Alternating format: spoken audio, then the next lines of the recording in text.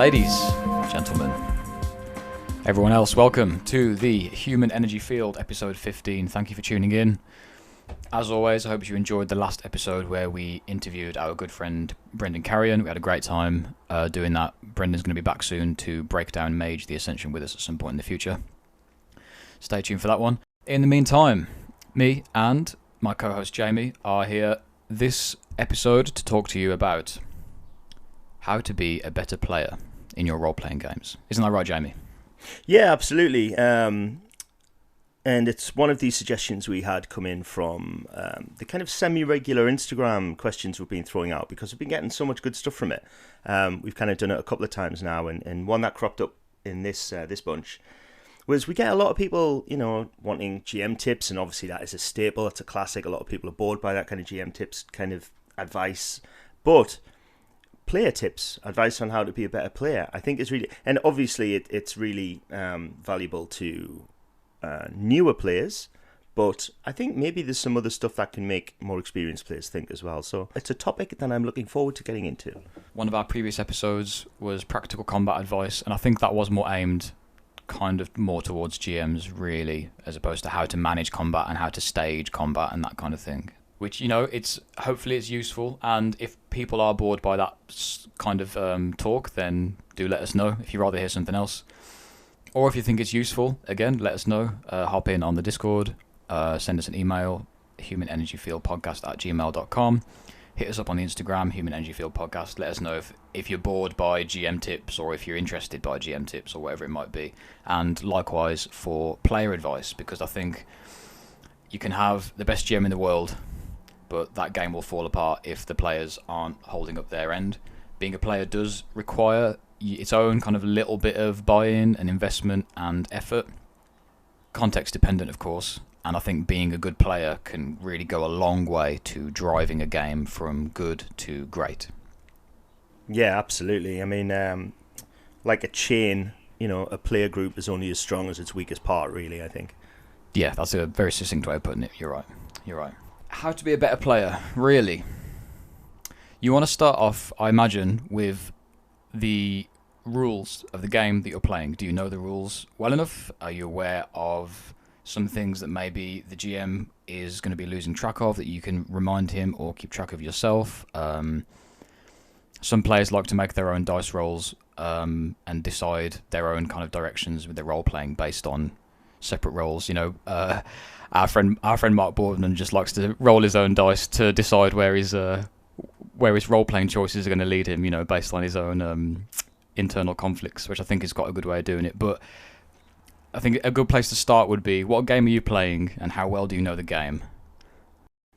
Yeah, I couldn't agree more. I think it's not that every player is going to be expected to sit down at the table being an absolute expert in any game they're about to play. And obviously there are caveats here. If you're sitting down to a convention game or a tournament game, or you have agreed that this game is set out specifically to teach you the game, then the GM will be, not dumbing it down, but do a stripped back version and introduce you to the rules bit by bit. But I think what we're talking about here is a regular group of players who have made a decision to play a certain game together, ideally for X amount of time, maybe weeks, if not months or more, and people are getting invested in a new game. Then I think there's an element of player responsibility to, if you can afford it and you want to, then get the book. That would be a great start, whether it's the player's handbook or the core book or whatever it happens to be, because then you can read it in your own time, and you can assist other players in creating characters, and you can, you don't have to stop and ask a lot of rule questions. And the more people around the table who know the rules, the better. But even if you can't afford the book, then, is there a free kind of bare bones PDF that the company might offer, or can you borrow the GM's copy and read through it? And whatever it happens to be that you could brush up a little bit before the game, I think is always going to be really helpful.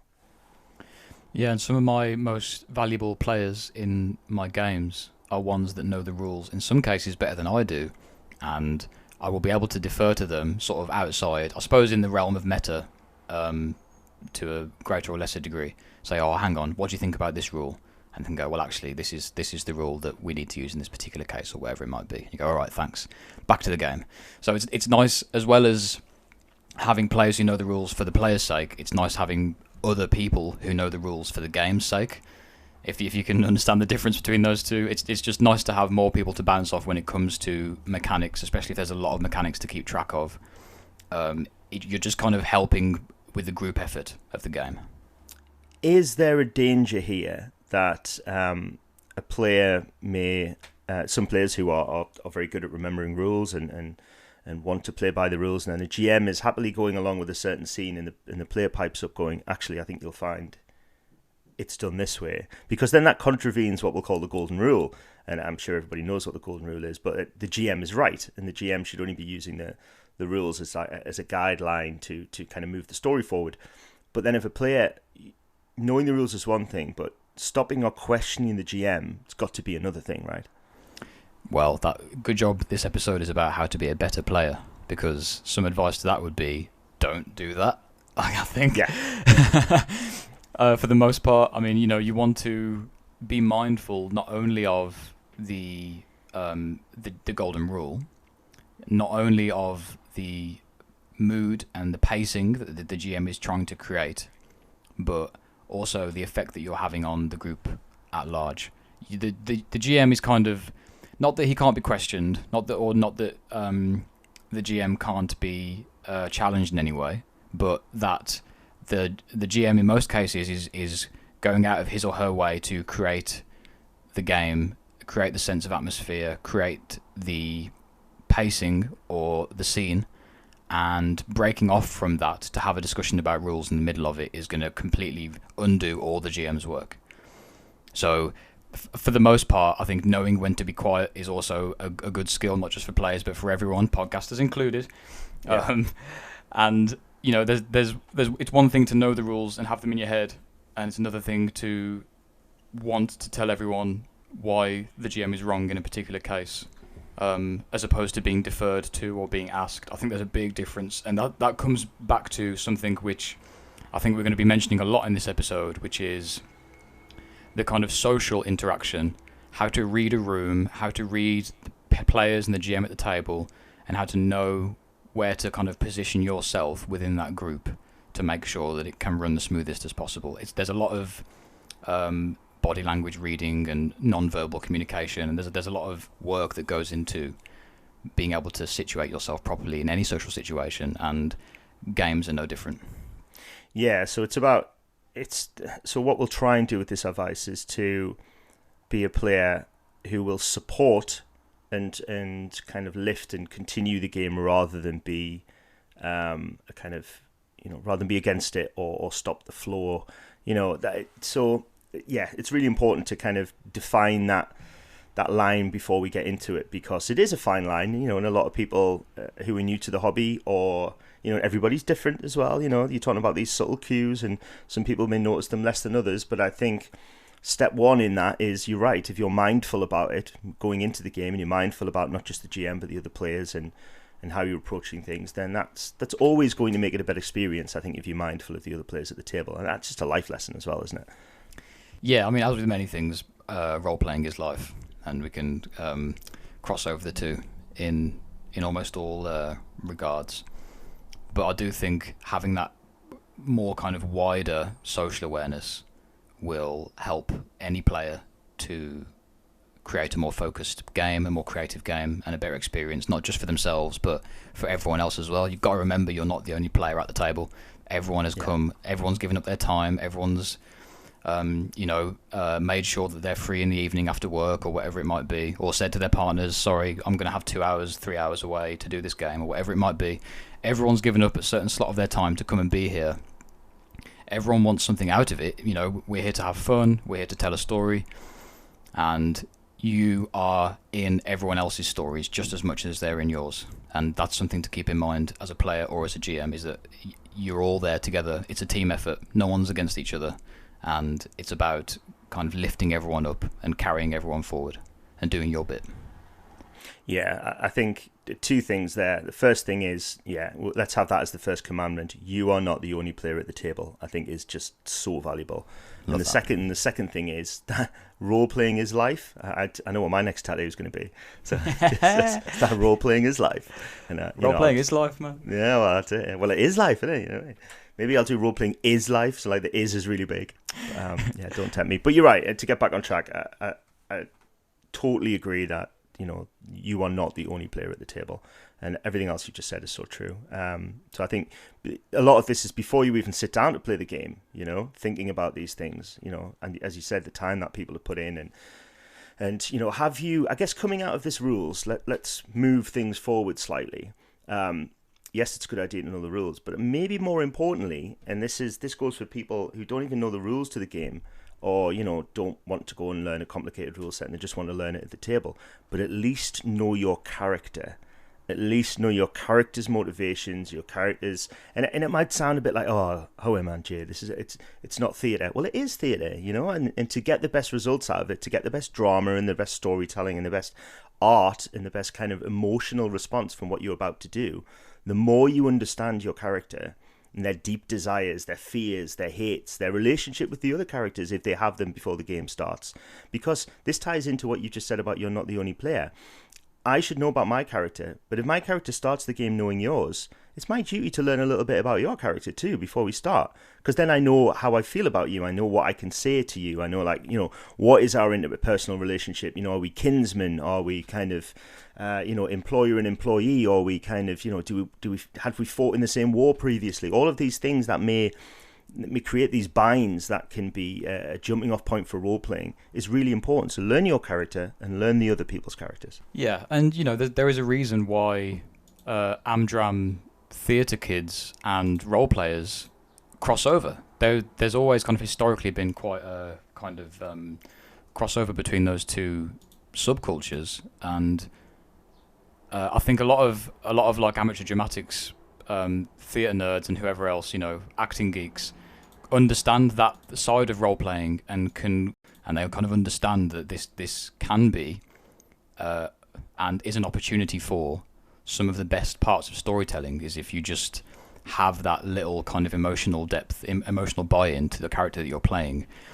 And look, I'm not saying you got to go and learn Stanislavski's acting techniques or become a method actor in your player character for 3 weeks or anything like that, but it's just having that kind of idea of emotional buy-in, who your character is, what drives them, even if it's just one word. A motivation for a character can be one word. It doesn't have to be complicated. But understanding that and bringing that motivation and bringing that kind of bringing their personality to the table can and does make for some of the best role-playing moments in games. It tells the best stories, which is really what we're all here for.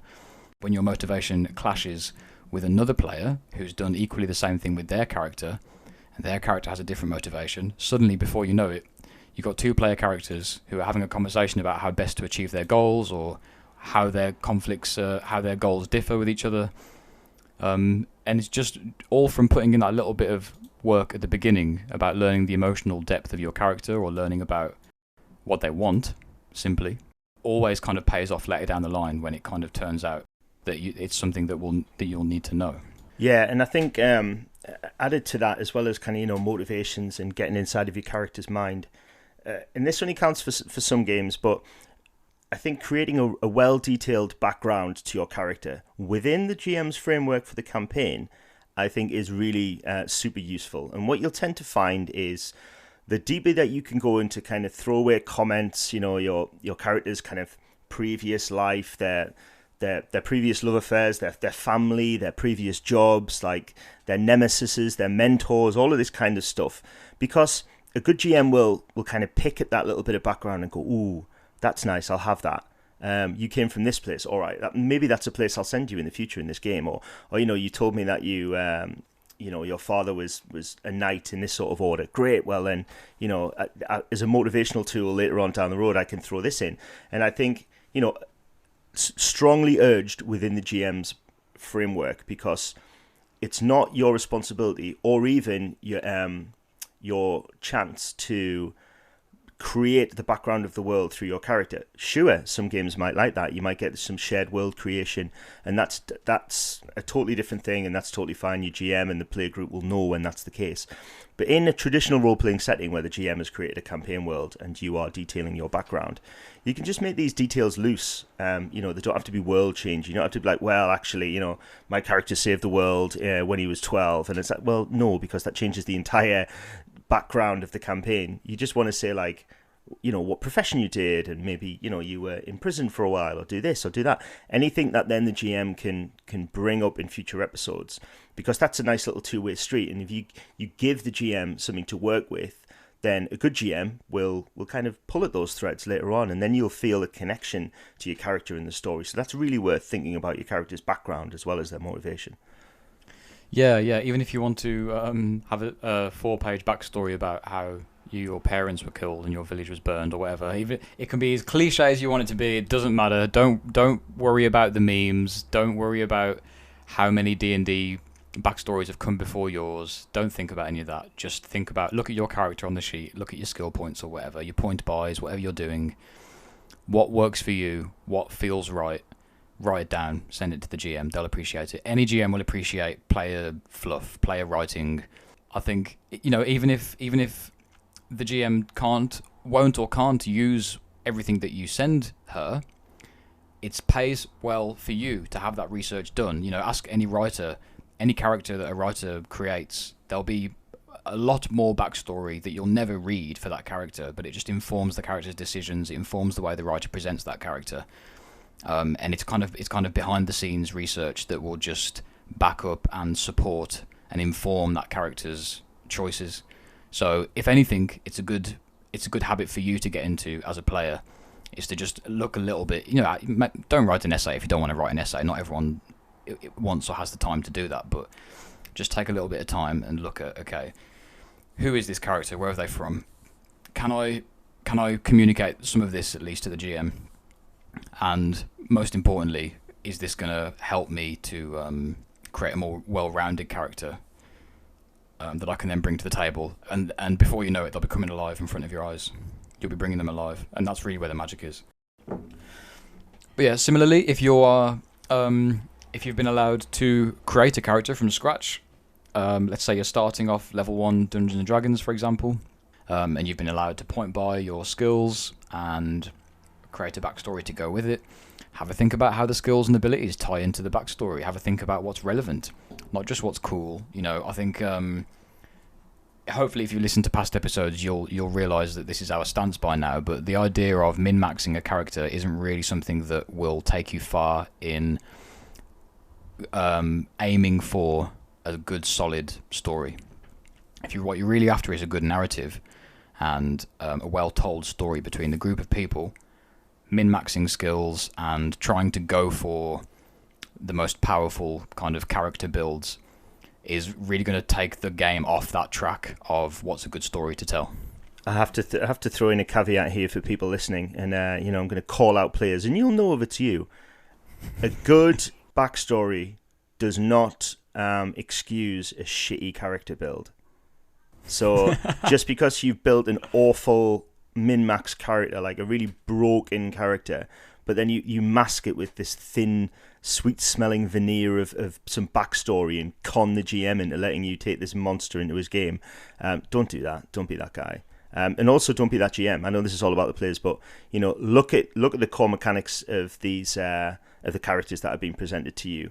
And a really fancy backstory can sometimes be hiding something really ugly underneath. So just be aware of that. And like you say, try and match the two. That's absolutely great. But one will not excuse the other. So don't think you can sneak in the back door that way. You sound like you're speaking from experience there, mate. 100%. Yeah, I've done it. Do you know what? I've made this mistake in the past because specifically in Vampire, and this is many, many, many years ago. And I, by that time, I'd already been playing Vampire for a long time. And I said to the whole group of players, which I often do for Vampire the Masquerade, I said, look, please just pick your characters from the core 7 in the main book, and we'll start from there and just go on. And there was this one guy, and this was when I was running a shop, and there's one guy who came in the shop all the time, and nice guy, talked to him quite a bit, seemed to know the World of Darkness pretty well. Seemed to had obviously played a bit in the past and all that sort of stuff, and I was keen to have him in my vampire game because he really loved the lore and he seemed to like the same things about the game that I did, and I was like, this is really cool. So I said, 7 basic clans, and then he came to me with this idea of he wanted to play a follower of Set. And I was like, this is kind of not really the game that I want that for that. And he kind of went backwards and forwards with it, and then he said, oh, well, what I'll do is I'll be, so the other players don't get like pissed off or whatever, I'll be a follower of Set pretending to be another clan. And he gave me this whole like patter about how cool the character was going to be and how slow burn the reveal was going to be, and he wasn't going to so obviously and he wasn't going to use Serpentis like overtly and all this kind of stuff.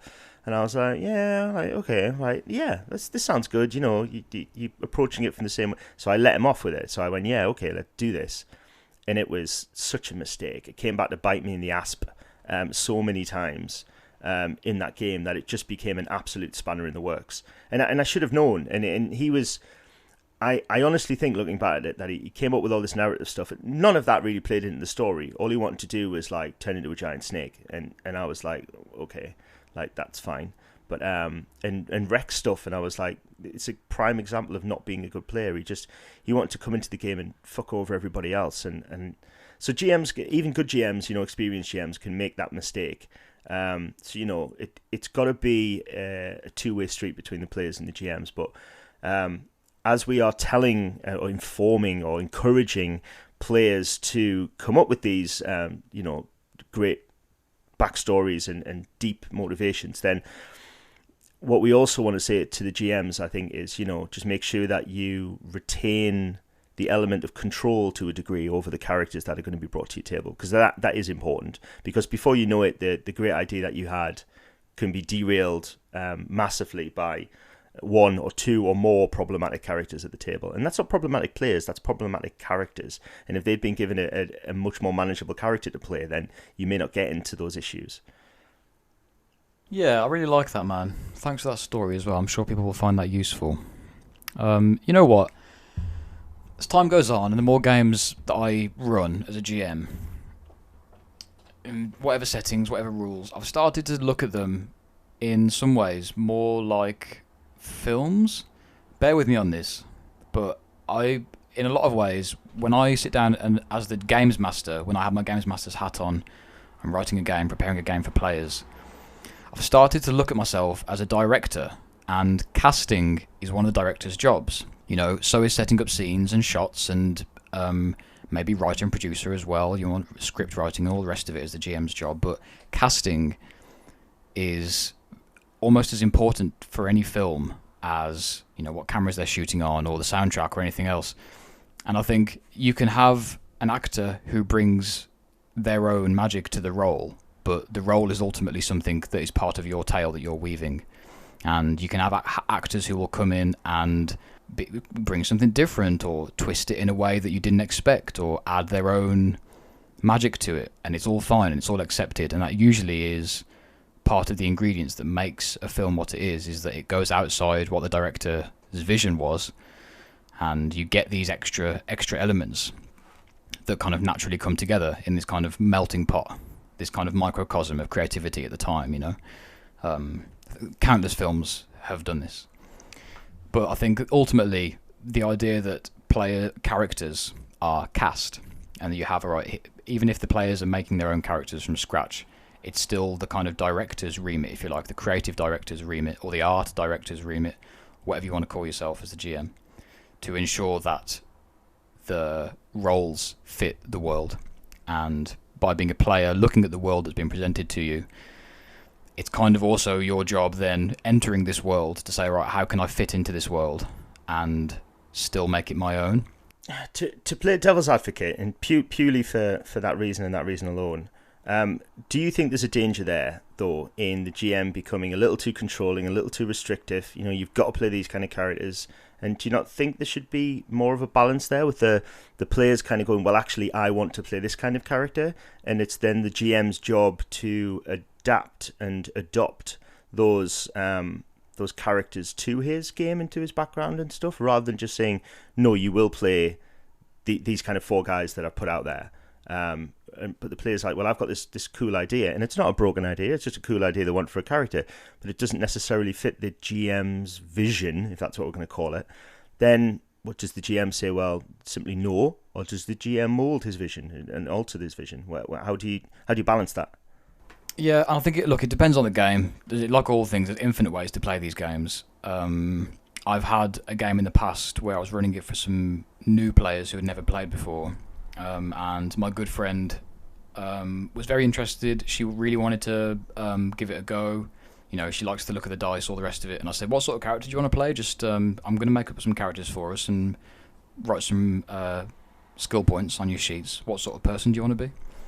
And she said, I want to be a fairy with a samurai sword. And when I draw the samurai sword, I morph into like an 8-foot tall giant. And then I'm a fighting giant with a samurai sword. And then when I put my sword away, I turn back into a tiny little pixie fairy.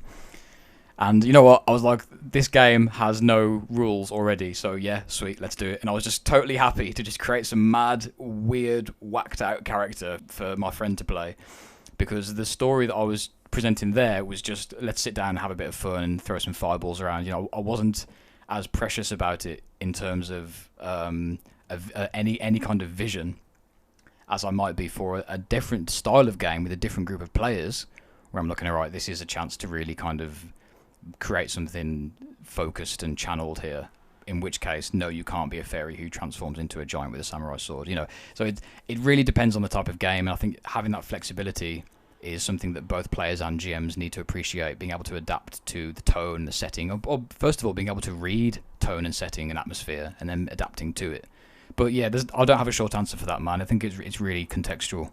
No, I think the answer that you gave is a perfect answer, because it's not as simple as that, and I think you're absolutely right. There are different games and different groups, and I think what it makes me want to say is, actually, it's a really good idea to have that conversation as part of your pre-game prep, part of your session zero, you know, to make sure that the players are on board with the vision, as we're now calling it, you know, because if all of the other players are not really wanting to buy into this vision, if you're saying like, oh, this is a kind of really bleak kind of psychological kind of dig into the mind and terror, and you know, it's going to be a real slow burn, and then all of your players are coming to you going, oh yeah, I want to have like 2 flaming axes, and you know, and I want to have like a machine gun that comes out of my groin and all that, and then all 4 players are like coming up with these gonzo characters, then as a GM you've got to think, well, hang on, I can spend a lot of time and effort browbeating you into my vision, or I can just run something crazy that you clearly all want to play,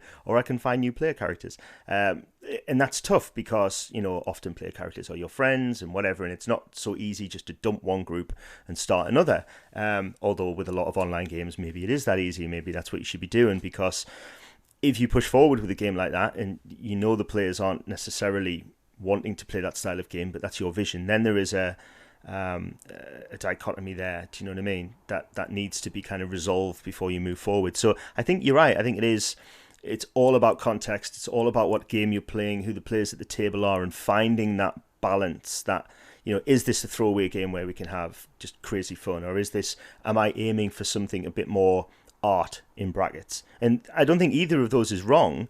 You know, I've definitely been guilty in the past of overlooking those fun throwaway games in favor of attempting to create art. But now, you know, I've become more mature and realized that there is a space for both. Of course there is. And neither of them is wrong or right. But I think making sure that everybody is on the same page, you know, for that vision, I think is really important. And to drag us back to being the player character, and I think to just echo something that you've already said, yes, take this as an opportunity to explore a character within the director's vision that you may not have took previously, that you may not have thought about playing. And that's what's going to stretch your role-playing muscles. That's what's going to give you new vistas of role-playing opportunities to explore. Because if you hadn't wanted to pick up that player character, but the GM is providing you this opportunity to step into the shoes of somebody who you are not, which, let's be honest, this is what role-playing is all about. And I've always said, you know, at the beginning of our role-playing careers, I think we often just play ourselves in every game. But as we become more and more proficient in the art of role-playing, whether that's a throwaway game or a serious game, then we tend to play people who are not ourselves, who do not have our qualities, who do not think the way that we think. And that's part of the fun of role-playing. So I think your answer is a perfect answer. And, and I was only playing devil's advocate. But I think you're absolutely right about the opportunity to play characters that you might not have played. So shall we make that commandment number 3? I'm thinking synchronize creative vision. Yeah, I think as we're sticking from the player's perspective in this episode, what it should be is work within the GM's vision as much as you can, because as you say, GM's got a lot of work to do. He wears a lot of different hats. He's art director, he's musical director, he's all these things, and most GMs will have done a lot of work either writing a story or reading a story or buying a book or whatever to present to you at the table. So be a good lad or a good lass and just play the game that you have agreed to play. Do you know what I mean? Don't just, if he says these are the kind of characters, then do your best to create something that you think is interesting within that framework, and then try and throw in those extra background details, and then look at the other player characters. So yeah, I think that should be the third commandment. Brilliant. I like that a lot. I really like that. And if you I think some general research to do for a lot of players would be to just watch interviews with actors and listen to how they talk about the craft of acting. Most actors, in looking for work, will quite openly say, I don't care what character you give me. I've just got this skill set of acting that I'd like to apply to something. Just give me any role and I'll do my best with it.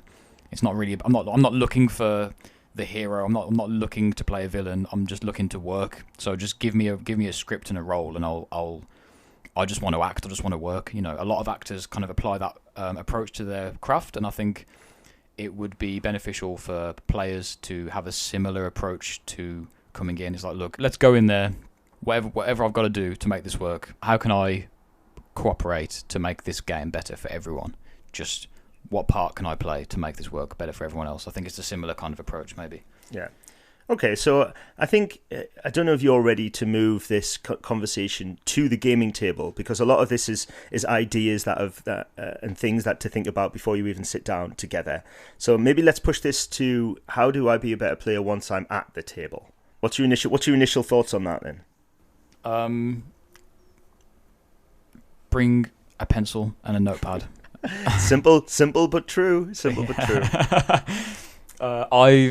Oh man, I mean, I'm getting flashbacks now to playing games before COVID, when we were all able to be in the same room, which at some point, fingers crossed, is going to happen again. But I just love running a game and looking out at my group of players and seeing players making notes about what I'm giving them. It's just amazing because, and I'll be honest as well, between me and you and everyone listening, it's mostly women who make notes. Girls seem to just be a lot better at writing things down and remembering, and it always pays off in the end. People who make the most notes in the Act 1 and Act 2 always do the best in Act 3 and always bring Act 3 to life. Or if you've got even a one-shot, people who have made notes at the beginning are always having the best payoffs at the end. If you can just pick up what the GM's putting down, and even if it's written in front of you for you to look at during the breaks or for you to examine, it's going to be something that will really help and assist you in the long run. So that's my first tip, at least, is bring a pencil and a notepad, man. Make notes. Don't sit on your phone. Be involved and study. Oh, you've just brought up. I mean, I was going to get into this at some point, and I'm going to try not to get on too much of a soapbox about this because I know we live in the modern world. I know people have lives and stuff, but the phone thing. Yeah. The phone thing is honestly, it's maybe scratch the rest of the commandments and put this as commandment 0, because this is put your phone away at the gaming table. And that is true whether you are online and you think the GM can't see your phone, it's off screen, whatever. He or she can tell if you're on your phone. Don't pretend you are some super sleuth who can text and check your Facebook or whatever in the middle of the game and not realize that everybody else knows how distracted you are, because it's fucking annoying. So how much more disrespectful can you be than to stare into a screen when the other people, GM and other players included, are attempting to do some joint storytelling, joint game playing, that you're there because you're part of that. If you want to be wherever is on your screen, don't play the game. It's really as simple as that. And I'm not talking. People are going to be like, oh well, I'm watching for an important message from my whatever. Yeah, I'm not saying like, if somebody's fucking ill somewhere, then maybe you've got better things to do than play Dungeons and Dragons rather than watch out for a really important call. So don't come back to me with this bullshit of like, oh, I'm waiting for. Nothing is that important that you can't just put your phone down and after a couple of hours check it then. And if it is that important, maybe don't play the game. That's as simple as that, really. Because if it is that important, then you should have other things on your mind. So put your phone away, because most of the 99% of the time people are looking at their phone, it's for just fucking nonsense anyway. So, or get back to their pals or whatever. Like, fine, great, but the GM should not have to contend for your attention with your phone. That is the worst characteristic you can have as a player, is to constantly check your phone. Even if you just think, oh, I'll just check it for a minute and then put it down. One of the other PCs is saying something or doing something. No, your attention should be on their interaction with that NPC. Even if you're not in that conversation, even if but my player's not even in the room, doesn't matter. You as a player are there, and the things that happen will then affect the future story, and push forward and give you opportunities and all this sorts of. And you want them to do the same respect to you when you're doing a scene with an NPC or with another PC. That PC is not just going to start another conversation about something else or check his phone or do whatever. No, everybody should be focused on everything that is happening at the gaming table, even if you are not directly involved, because games aren't that long, and if you're running some marathon game, 4, 6, 8, 12 hours, whatever, if you have the luxury of that much time to play a role-playing game, A, good on you. B, take regular breaks. You should be doing that anyway. Take a break every couple of hours. People can, even if you call them fucking phone breaks, let's take a phone break, catch up with our messages, do whatever we need to do, double check if anyone's called us, blah, blah, blah. Get a new drink, get some popcorn, sit down, phone's off again. Do you know what I mean? Or phones in pockets, or phones off the table, however strict you want to be about it. But I think it's worse for in-person games when you are at a table with somebody checking their phone. It just is annoying. But I think people think in this we're doing a lot more online gaming than we ever have done. I think people think they can get away with it then, and I'm here to tell them that they can't. And if they think they're getting away with it, they're wrong. They're still being as disruptive to the table as they would be if they were sitting having their phone in their hand in front of you. We all know what someone looks like when they're scrolling through their phone. It's very easy to spot. You are not special. We can see you. Yeah, absolutely. So just don't do it. Just don't do it. The alternative Nike advert. Yeah. It's as a GM, it's insulting. It doesn't matter if you've put in half an hour or 5 hours of prep to this game. Having someone looking through their Facebook feed when you're presenting something that you put work into is an insult. It's plain and simple. And as well, in a sort of an alternative but nicer approach to this is, I don't even like or particularly prefer players to have character sheets on their phones or their tablets. Agreed. One of the appeals for me of role-playing is that there are no screens. That's one of the basic appeals to me, is that we're all looking at each other at a table and our dice, and there are no screens, full stop. I do not like screens at my table anyway, even if they are gaming accessories or peripherals. I don't like PDFs. I don't like using a screen myself, maybe to have some music on YouTube at the bare minimum. But for the most part, I read my notes out of a book, and I have the book of the game that I'm running, if there is one. And my players have pieces of paper and pencils, and they're little bits of plastic that we throw around and we stare at and we laugh at. And that's it. The idea of no screens is part of the appeal to me of a game anyway, regardless of what's on the screens. So there are a lot of ways to approach it, but I think it's pretty fair to say that's both of our kind of opinions, one way or another, isn't it? Yeah. And I think you're absolutely right. We do live in a world where people have got tablets and their character sheets on their phones. And I think if you are a GM who is having problems with keeping your players' attentions, then maybe go out and find, if these archaic machines do exist, a photocopier or a printer. You know what I mean? And print off some character sheets for them and put them in front of them and just go, I thought it'd be cool to do this, and give the character sheets. And anyone who kind of at that point goes, I don't want to use this piece of paper rather than my screen, you tend to find that there's a reason for that, because they want to be on their screen, because then you can't tell if they're looking at their character sheet and reading spell descriptions or just messaging Bill back about the fact that he was with Ben later on. Do you know what I mean? Like, just all of that kind of stuff, like, whatever, I don't give a... So yeah, but yeah. So, and even if that still doesn't work, I think because it's all well and good highlighting the problem without maybe offering some alternatives and some solutions.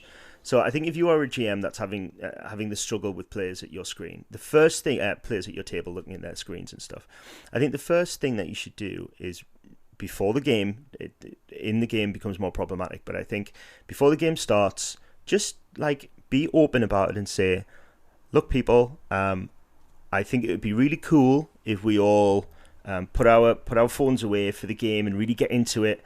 I know some people have got some important things going on, but do you think that would be okay? Because I've spent a lot of time on this story, and I really want us to get into it, and I think our role playing in general will be better, and and most people at that point will kind of maybe turn their faces up and kind of go, oh yeah, okay, I've got you or whatever, and anyone who's going to whinge about that a lot, then I think maybe you're fighting an uphill battle with them as a player anyway.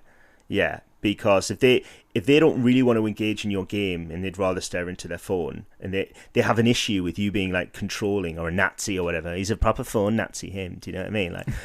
And wow, do you know what I mean? We're already at Nazis, and you just like that. You just know that's never gonna work. So just be honest and upfront with your players beforehand if you're having that issue, and don't single. It's much better to tell the table to do it rather than maybe pick out a certain individual. And maybe say, how does everyone feel about maybe let's all make a pact to kind of put our phones away? I know some people who do it when they go to dinner, when they go to a restaurant or whatever, like phones in the bowl, or like phones like just out off the table and just enjoy whatever. So I think maybe have that conversation and see if you can get your players to buy into that, because I guarantee you'll have a better time and you'll immerse yourself more into what's going on in the story, because we now, due to modern world, think we can handle loads of different information coming from different places at the same time. And to a degree we can, because, we're multitaskers. But it's an inevitable truth that if we're multitasking, both of those tasks or all of those tasks are going to be performed with less ability than we would have done if we had dedicated our entire attention and focus to the one task. And this is all about having fun. It's you get out what you get in, what you put in. So please, if you're a player, put your phone away, because it might encourage somebody else to do the same. And even if you see the GM struggling, why don't you be the player who suggests it? Why don't you be the guy who goes like, oh, do you know what? Let's all put our phones away, because I really want to get stuck into this, and I'm guilty of being distracted too, so I'm going to put my phone away. Let's do it, and it might start a good wave, Brilliant, and that leads us on to the next thing that I want to say. Let's sit down at the gaming table now as players. Yeah. I think it's great to be a player who sees where the game is going and helps along, coordinates the game along, and even if it's not necessarily a man on the inside, as it were, in quotation marks, but just having a player there who is cooperative or can see the writing on the wall sometimes, or moves things along from inside the player group, inside the role-playing group, that is so invaluable. Always my favourite players are the ones who are kind of playing along, I suppose, as opposed to the ones who are scrolling through the Facebook feeds or whatever else. So being a helpful player is invaluable. Yeah, 100%. And even for player characters who've got 100% of their attention on the game, can quite often be disruptive by, they know fine well what the main storyline is, what the GM has prepared, and then they just go, oh wow, I don't want to do that, or I'll kill the merchant, or this really important NPC, I'll just kill them, and we'll do this, or oh, why don't we go here and do that? And it's great. And one of the things I love, and I know that you love about role playing, is this it doesn't have any limits, it doesn't have any borders. You can go where you want and do what you want, and the imagination is the limit. That's the thing that allows tabletop role playing games to beat computer role playing games hands down every time. Easy. So I understand the desire to go off and do random things. But, as you have quite rightly said, the GM has prepared a certain plot.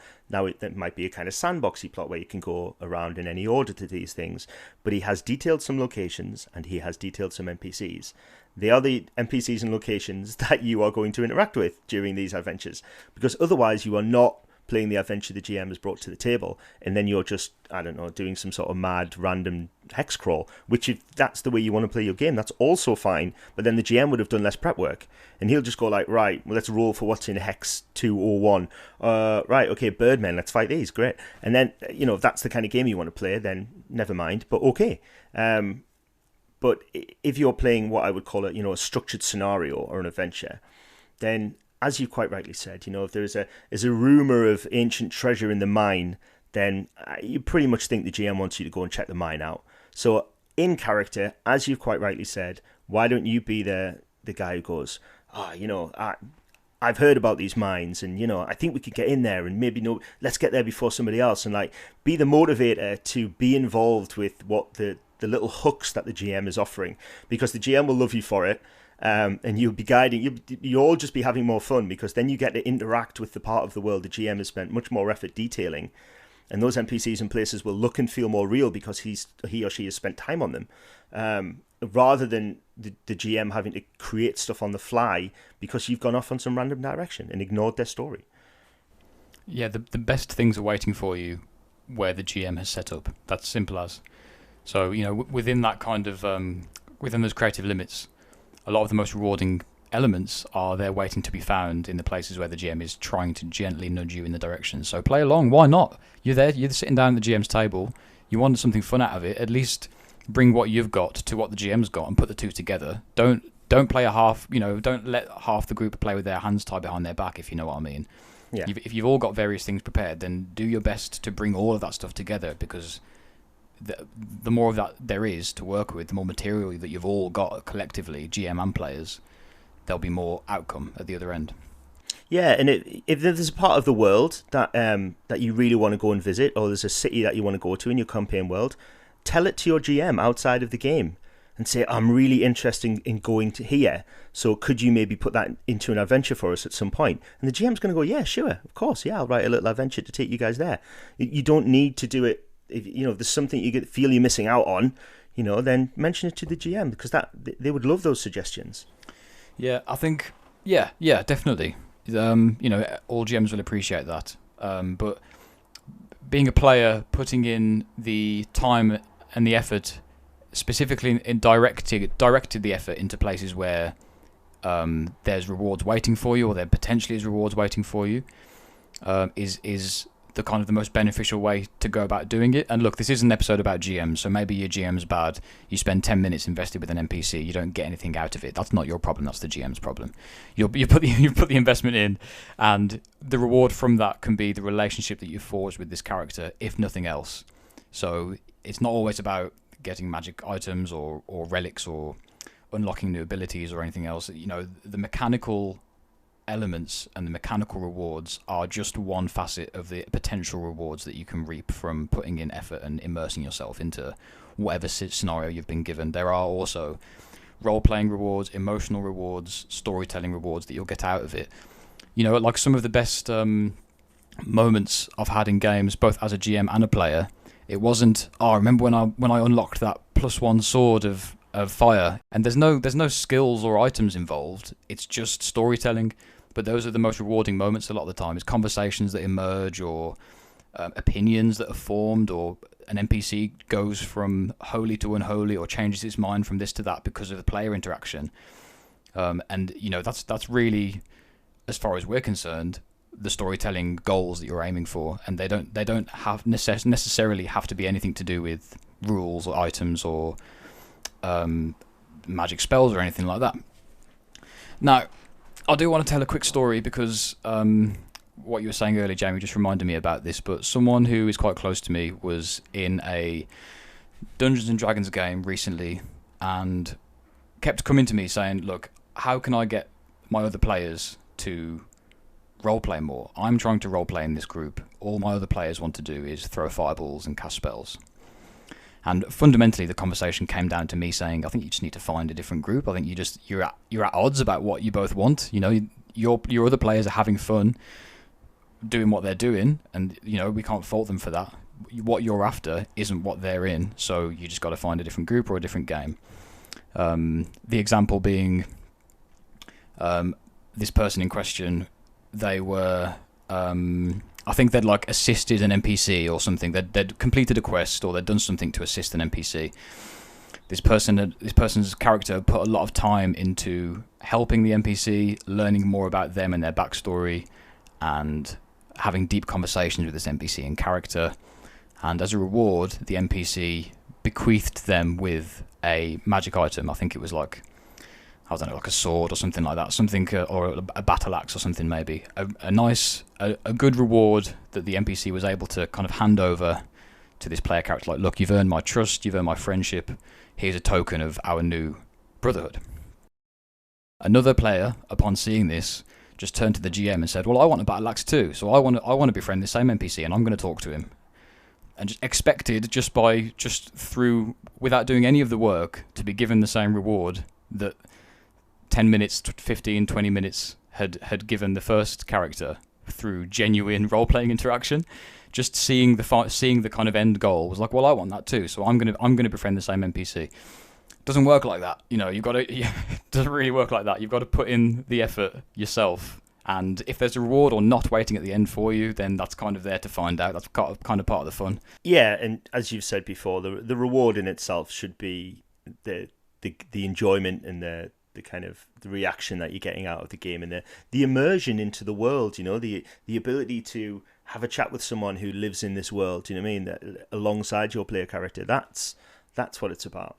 So commandment number 4, can we say something like,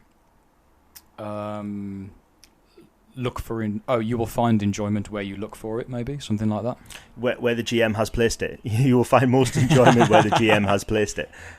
Just be your GM's friend. Do you know what I mean?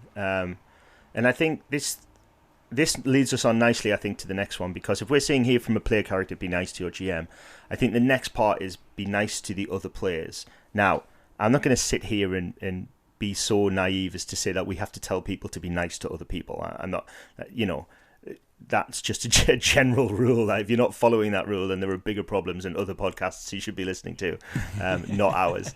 But in terms of how can we be nice in a gaming kind of milieu to the other players, it's part of. I'm going to go back to your kind of movie analogy, and I'm going to use the idea of the spotlight.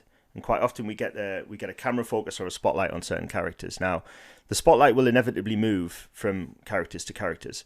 And we've already mentioned, please stay alert when the spotlight is on another player character, because they're enjoying their moment. A good GM will make sure everyone has their moments. And also, the more you're invested in the story, the more you'll end up having these moments, these kind of spotlight, these focus moments. But share the spotlight, share the ball. This is a game. But you're all meant to be playing, on the same team. It's not us and them. It's not even player versus GM, or it shouldn't be. So encourage other players who you maybe feel are not getting enough spotlight. Even if you're in a spotlight moment, drag them into your spotlight. Have a conversation with them, or ask their opinion, or bring them with you when you're going to open a treasure chest or fight something, or just if you can see somebody at the table isn't quite getting enough screen time, if we call it that, then help them get more screen time, or take a step back from yourself and just step out of the screen, step out of the spotlight, and that might be all this other player needs for their character to step into the spotlight, because they may be slightly quieter, a little bit more nervous, a little bit less confrontational as a person, and they don't want to interrupt you, but sometimes you just have to provide that open platform. Don't always be the first to jump in and talk to an NPC. Don't always be the first to go in and try and solve a puzzle. Yeah, if you solve the last one, great. But then take a step back. Let other people move in forward. You don't even have to encourage them. Just give them that time. So share the spotlight is my big thing. Amazing. And you'll find, again, role-playing is life. This rule applies elsewhere. A lot of the times, if you're in a life situation, instead of jumping in first, if you look to the friend who you're with and you say, what do you think about this? Or I think you should maybe have a crack at this. You will find there are more rewards waiting for you in life as well as at the gaming table. So it's getting deep, this one, isn't it? Can we say commandment number 5, share the spotlight? Yeah, share the spotlight. Share the spotlight. So it's so important. And I think, we are trying to keep this from a player's point of view, but just again to briefly diverge from the GM's perspective, it's always something to watch out for as well. Watch out for the quiet person at the table. Make sure everybody's having fun. But also, some people are naturally quiet. Some people are observers and watchers, and don't push them so hard that they have to be involved. Just give them the opportunity, and they'll take it. Encourage them, of course, but don't force them to be, in the middle of it if they're clearly uncomfortable. So understand where the line is in the sand there, and as another player, try and encourage and ask questions of the other player, and even. Yeah, what weapons have you got and whatever, just drag them into the game and, make them look at their character sheet and what skills they've got. And, and if they're not doing anything, then you're right. If you can see a great application for a spell, feel free to say, oh, you could maybe do this. That would be cool. And then they'll know for next time that they can do that, It's because we're all learning together, and especially if you're a more experienced player, then it is on your shoulders as a responsibility to encourage and kind of train, if you will, other players with good habits. And that's so important. Oh, I love that. I almost want to make that its own commandment now. But I wouldn't know what to word it as. Commandment number 6. I don't know, man. Bring everyone else, bring others along, train, pass down the wisdom. Yeah, I don't know. Make the party great. Do you know what I mean? So it sounds like some sort of Orwellian shout out. Yeah, the party. Yeah, the party. But So, and I think moving on, being a good player, and they were talking about spotlight here and stuff as well, and sharing the spotlight, and I think when this is as important in combat as it is in kind of social interactions and stuff like that, take your turn, encourage the other players. You don't always have to be the person at the front. I understand sometimes that, if you're playing D&D and you're playing the barbarian, then that's your job. You run in and you're the, I don't know what they call it in WoW terms, but the one that attacks, or the tank, or whatever bullshit they call it, and and then you have. But it's worth mentioning because so many people now are coming into D&D from this kind of style of online games where you play a specific role in the party, whether you're a healer or a whatever, and I think people feel that they need to fulfill those roles in a more traditional role-playing setting, whereas they don't. These roles are extremely stereotypical, extremely cliched, and they represent a very narrow focus for each character class, which I would encourage players to not be lured into those traps that they've brought from World of Warcraft or any other massively multiplayer online game that I don't know the name of. I'm so old, I'll call it like EverQuest or something. Do you know what I mean? Like some bullshit like that. Exactly right. Yeah. So whatever the kids are playing, like I believe they're probably still playing World of Warcraft. For some reason. So don't think that you have to have that kind of super narrow focus in your character. You can be a more thinking fighter or a slightly tougher wizard, or do you know what I mean? Like somebody who crosses those boundaries, a cleric who's not just a healer but is a fighter or a scholar or whatever those kind of things are. So, and that's what a lot of the games provide, the opportunity to create characters in many different forms, even within the same classes. So please don't pigeonhole yourself into playing what we'll call a cookie cutter version of whatever class that you're playing. And that's the same for any game, whether you're playing a solo in Cyberpunk or a Street Samurai in Shadowrun, or whether you're playing a barbarian in Dungeons and Dragons. Think outside the box a little bit. You don't, maybe if it's your first few games, fine, follow these classic examples, because these stereotypes are stereotypes for a reason, and it's going to allow you to play a certain kind of person in this world. But then try to break out of those bonds. Try to look at how people are different, and what makes your Street Samurai more unique than just another Street Samurai who just seems to be just out of the same mold over and over again. Yeah, I really like that. I really like that a lot. You have to remember, in computer games, these character classes and these roles are fixed and defined by lines of code and programmable environments that have been designed for you to interact inside of. And in tabletop role-playing, there's no such thing, and there's no boundaries to confine you other than the creative boundaries of the director of the game. So, I mean, there's something to be said for playing the archetypal axe-swinging barbarian, or the kind of weak wizard in the tower. There's still a lot of fun to be had there, but leave the kind of leave the defined character classes in the computer where they belong to a certain extent, and just have fun with it. I think just try and find something that you couldn't do otherwise. So we've got 6 commandments so far, not including commandment 0. Let's see. What about let's look at character sheets. What about mechanics and what about inventory management?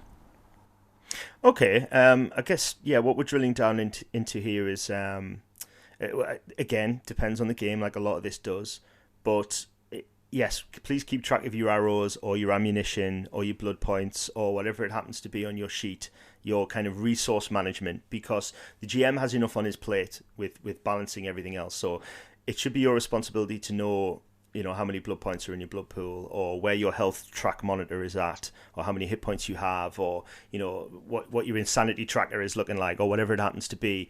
And also, as a player, even if you don't know the rest of the game, please try and know what your spells do. Please try and know the casting time or the material requirements or whatever of the few spells that you have, because there are hundreds of spells in the game. The GM isn't going to know all of them. Some GMs will, and that's great. But the GM is going to have to book flip through or pass you the book to flip through to see what this particular spell does. If you have a dozen spells, take the time, learn what these spells do. Mechanically learn what they do, so you can confidently and succinctly and quickly tell the GM, this lasts this amount of rounds and it does this much damage, and the GM will go, thank you for that has saved me going to the index, finding the fucking name of the spell, going to the spell description, looking it up, and all of this is breaking immersion, and all it requires you to do is have a piece of paper in front of you that says fireball, I don't know, 3d6 damage, 60-foot range, whatever it happens to be, you know what I mean? Like, and that's great. Do the same for your weapons. If you've written a weapon down, I have a submachine gun, know how much ammunition that holds, know what the damage code is for that weapon, so that you can roll it. The GM shouldn't be like, right, okay, so that's 40 damage. You'd be like, yeah, I know, I've rolled it. There's the damage. I've told you. Done. Bush. Done. Finished. And that's going to make things a lot easier. So know the shit on your sheet is what we're saying. Own it. Own your character sheet. Look after it. It's your responsibility. Know what you've got in your backpack. Know what your skills do. Know what your special feats do or your powers or whatever. Understand that small sliver of the game that you're playing.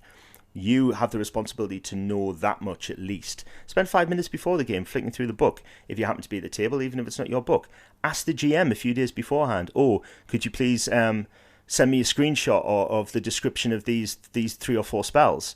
Even if you don't have the book, great. Then you've got them to hand. Just memorize them a little bit. If you want there may be some extraneous details of that spell that you won't remember, and that's fine. But at least if you know the basic principles, that's going to allow you to use these things on your sheet in the game with the least possible fuss, and that will help the GM. Yes, I can't tell you how frustrating it is as a GM to finish a session and you say to guys, all right, guys, you've leveled up. Next week, when we come back, you're going to be 1 level higher. So go away, level up you guys. If you've got any problems, let me know. Otherwise, I'll see you next week. Thanks, ta-ra, everyone leaves. Happy times. Come back next week, everyone sits down. And you go, all right, guys, I believe we've all leveled up our characters. You must have new spells and skills and stuff. And like one player has leveled up theirs and everyone else goes, I didn't level up. Oh, yeah, I've got all these things to spend.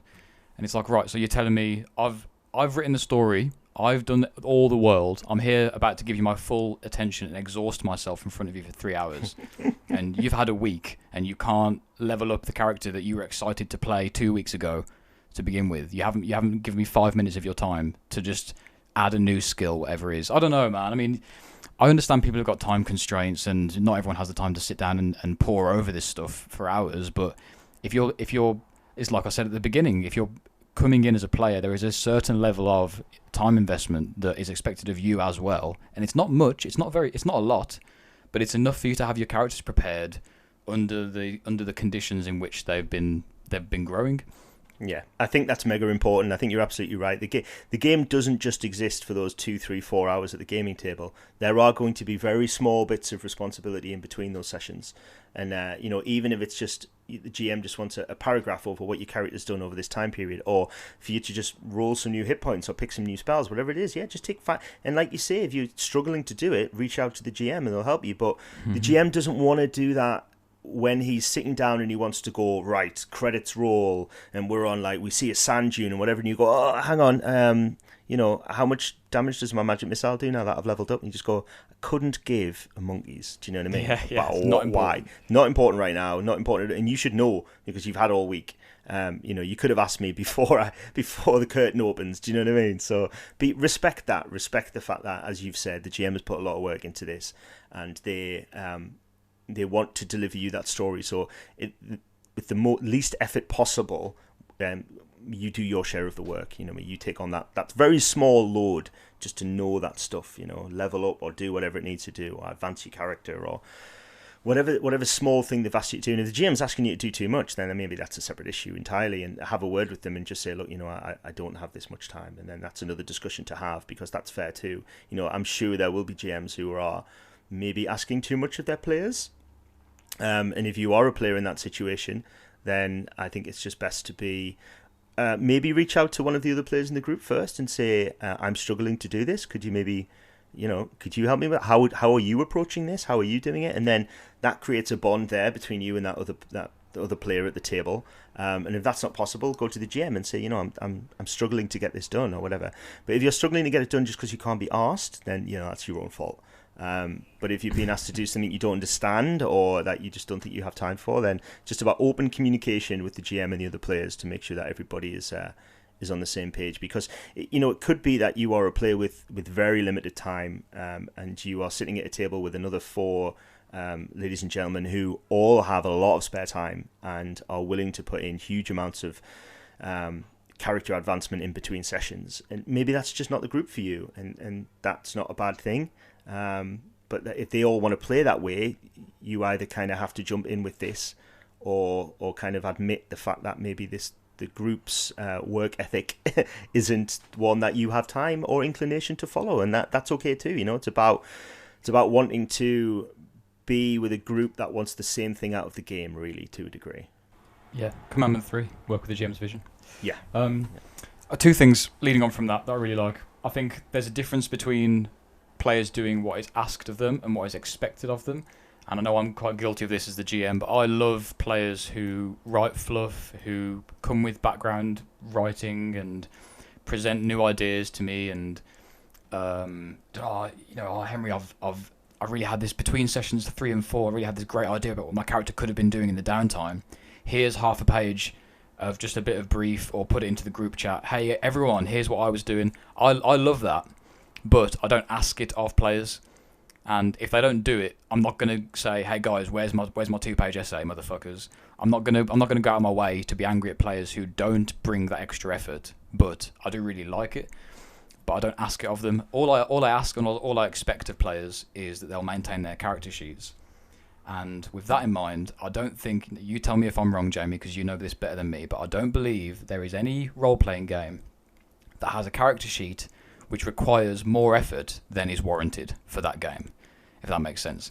I don't know if there's a character sheet that requires the same hours to put into it as a GM might put in. I think if you're a character, I think if you're a player with a character sheet, whatever work that character sheet requires is all the work you need to do, and it will never ever be very much work to level up a character, no matter the system.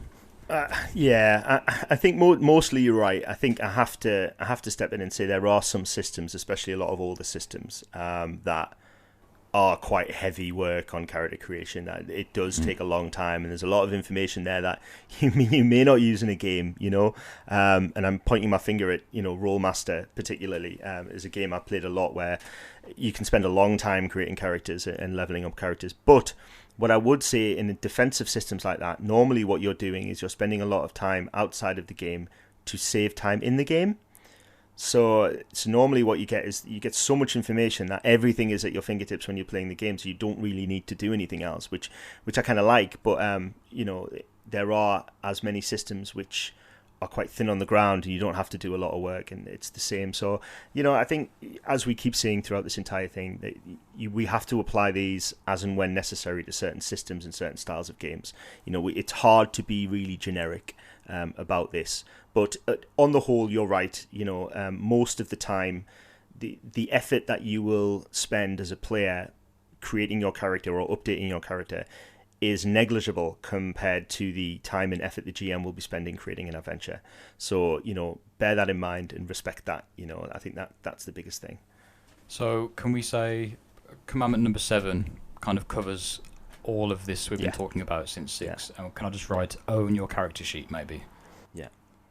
And I think, I want to kind of echo and amplify something that you just said about writing bits of fluff, having ideas, and I think that's really valuable. And some of the favorite games that I've had over the last few years have become so good because the group as a whole, the players, have come to the group chat or done whatever with sharing emails or set up a WhatsApp group for your particular game, and have come on and shared little text documents or stories or ideas or whatever. And what that does is not only helps the background and encourages the GM, but it also meshes your character more firmly into the world, and it cements them more firmly in your mind so that you can get behind their motivations, like we mentioned right at the beginning. It allows you to explore some of the ways they would deal with the world and the people around them outside of whatever's happening in the role-playing session.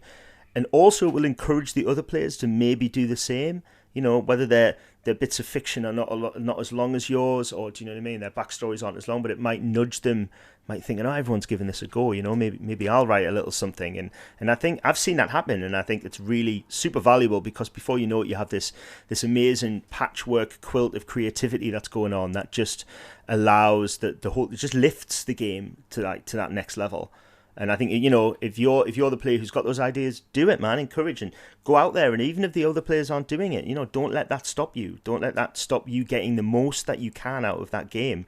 And as long as, the GM is probably loving what you're doing, and if you're getting good feedback from the GM, keep doing it. And if the other players aren't doing it, that's fine. They won't get as much out of the game as you're getting out of, whether you're a frustrated writer or, you want to be a GM yourself or whatever. All of these things can be practice in writing little bits of dialogue or fluff or scenes or whatever. Like, get it, do it, and enjoy it, own it. Like you said, there's a lot of different applications for it.